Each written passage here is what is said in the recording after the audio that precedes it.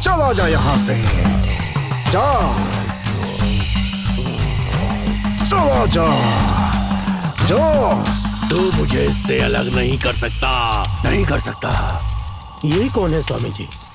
इसकी प्रेमिका दूसरी जात की थी, इसलिए अलग करने के लिए उस लड़की को जमीन में जिंदा दफना दिया गया था। उस लड़की की आत्मा इसके शरीर में घुस गई है और जाना नहीं चाहती। तो भगा दीजिए स्वामी जी। अगर उसके शरीर को आग में जला देंगे तो उसकी आत्मा नहीं भटकेगी। जैसे ही उसे पता चला कि उसके दोस्त के शरीर में उसकी प्रेमिका का भूत है, तो उसे काली ने जिंदा जला दिया।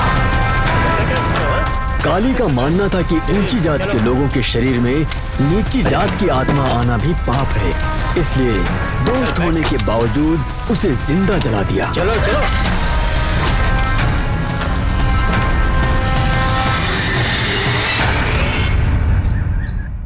शादी के मंडप में हम दोनों यहाँ एक साथ में खड़े होंगे और हमारे दोस्त रिश्तेदार यहाँ बैठेंगे। कितना अच्छा लगेगा। मैं बनारसी साड़ी पहनकर शर्माती हुई आऊंगी। तुम शर्माओगी? हम दोनों की शादी के लिए तुम्हारे माता पिता मान जाएंगे ना? यही सोचकर तो मुझे भी डर लग रहा है। ठीक है, तुम चिंता मत करो, मैंने उसका इंतजाम कर लिया है।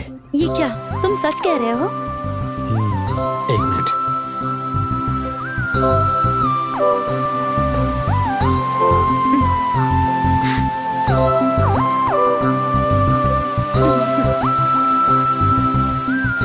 अच्छा ठीक है, शो का टाइम हो गया है, चलो हम लोग यहाँ से निकलते हैं। ठीक है।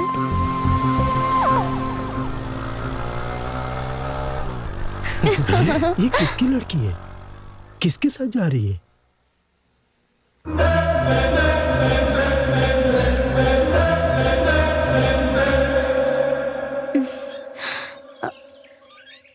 इसका लक्ष्य जात पात को खत्म करना है जीजा जी। हमारे बिरादरी के लोग आप पर हंसेंगे जीजा जी। बड़े बड़े नेता जिस जात पात को नहीं मिटा पाए, उससे तुम मिटाने चली हो। कैसे मिटाओगी बताओ? पापा कुछ बोल रहे हैं, बोलो। अंतरजातीय विवाह यही एक रास्ता है। तो फिर ये बताओ, किससे शादी करना चाहते हो तुम? बताना, तुझसे कुछ पूछ रहे हैं ये। नंदिनी से। नंदा से। जानता था, मुझे जिस बात का डर था वही हुआ। मैंने पहले ही कहा था, लेकिन अब बहुत देर हो चुकी है। जल्दी ही हमारी बिरादरी का कोई अच्छा लड़का देखकर इसकी शादी करा दीजिए। बस बहुत हो गई इसकी पढ़ाई। बचपन से तुम्हारे पिताजी तुम्हारी हर मांग पूरी करते आए हैं, इसलिए तुम्हें लगा ये बात भी मान लेंगे? ऐसा नहीं है, मुझे अच्छी तरह से पता था कि वो नहीं मानेंगे। फिर ये सब क्यों किया तुमने? आप दोनों की रजामंदी के बिना हम शादी नहीं करेंगे पिताजी। मर जाऊंगा तब भी नहीं मानूंगा। तब क्या करोगे? शादी ही नहीं करूंगी मैं। तो क्या जोगन बनने वाली हो तुम? पेड़ लगाऊंगी और हर पेड़ को अपने बच्चे की तरह रखूंगी। तुझे अपना बच्चा नहीं चाहिए क्या? पोता पोती के साथ खेलने का हमारा भी तो मन है ना। तो फिर शादी के लिए मान जाइए ना। कभी नहीं मानूंगा। जिस लड़के से कहूंगा उससे शादी करनी पड़ेगी तुम्हें। और मैं नहीं करूंगी तब क्या करेंगे आप? जान से मार दूंगा। मुझे पता था ऐसा होगा, इसलिए प्रधानमंत्री, राष्ट्रपति, मुख्यमंत्री, कमिश्नर, मानव अधिकार आयोग सबको ये पत्र लिख करके भेज दिया है कि अगर हमें कुछ हुआ तो इसके जिम्मेदार ये लोग होंगे।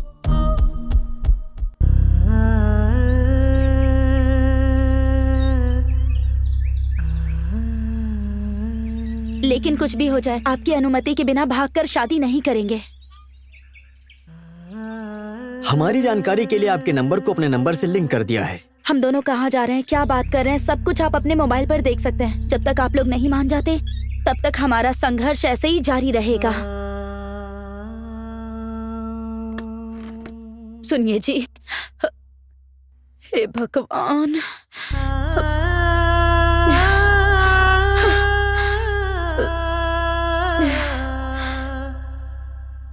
माँ, प्लीज माँ। जानती हूँ नंदिनी अच्छी लड़की है, पर तुम्हारे पिताजी नहीं मानेंगे।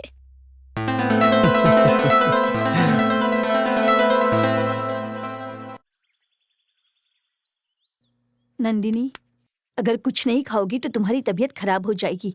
थोड़ा सा खा लो, मेरी बात मानो बेटी, थोड़ा सा खा लो। मैं यहाँ रखकर जा रही हूँ, तुम खा लेना, जरूर खा लेना।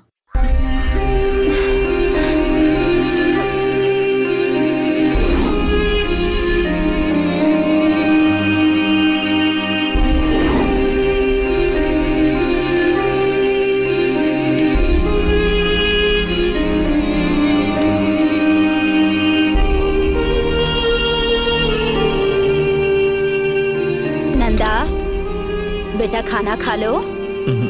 ए खाना नहीं खाएगा तो तबीयत खराब हो जाएगी। नंदा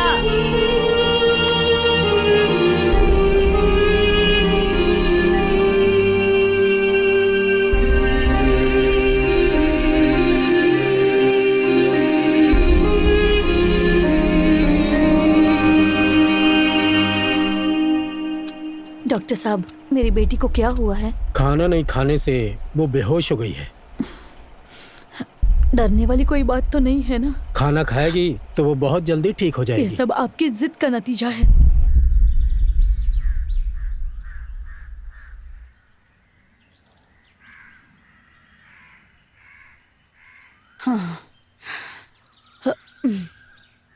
नंदा नंदा नंदा ए नंदा नंदा ए नंदा।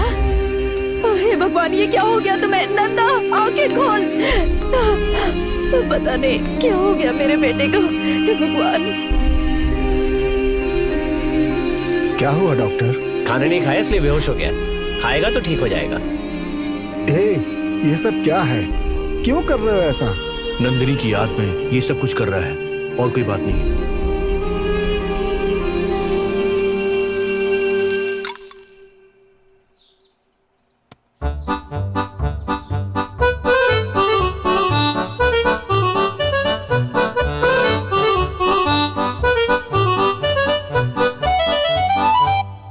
सुनिए जी, आपने नंदिनी की शादी के बारे में कुछ सोचा है? ये लोग फैसला तो पहले ही कर चुके हैं, अब क्या सोचना है? वो पहले ही कह चुकी है कि आपकी रजामंदी के बिना शादी नहीं करेगी। फिर क्या है? मानना ही पड़ेगा, नहीं तो फिर से कोई अनशन शुरू कर देगी। उसको बता दो मैं शादी के लिए तैयार हूँ। इतनी मुसीबतों के बाद एक दिन मेरे पिताजी मान गए।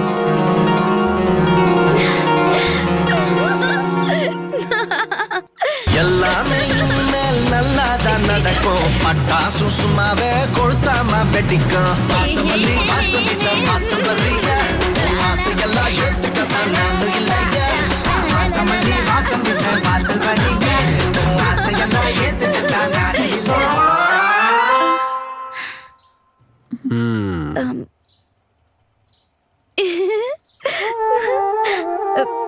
ये सब क्या कर रही हो बेटी? आप दोनों मुझे आशीर्वाद दीजिए।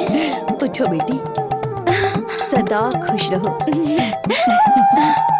थैंक्स पिताजी। परीक्षा पूरी होने के बाद मुहूर्त देख लेंगे, तब तक अपने फार्म हाउस में जाकर अच्छी तरह से पढ़ाई करो। सेल फोन को हाथ भी मत लगाना, तुम्हारा पूरा ध्यान पढ़ाई पर होना चाहिए। तैयार रहना, शाम को फार्म हाउस पर चलेंगे, ठीक है? ठीक है पिताजी।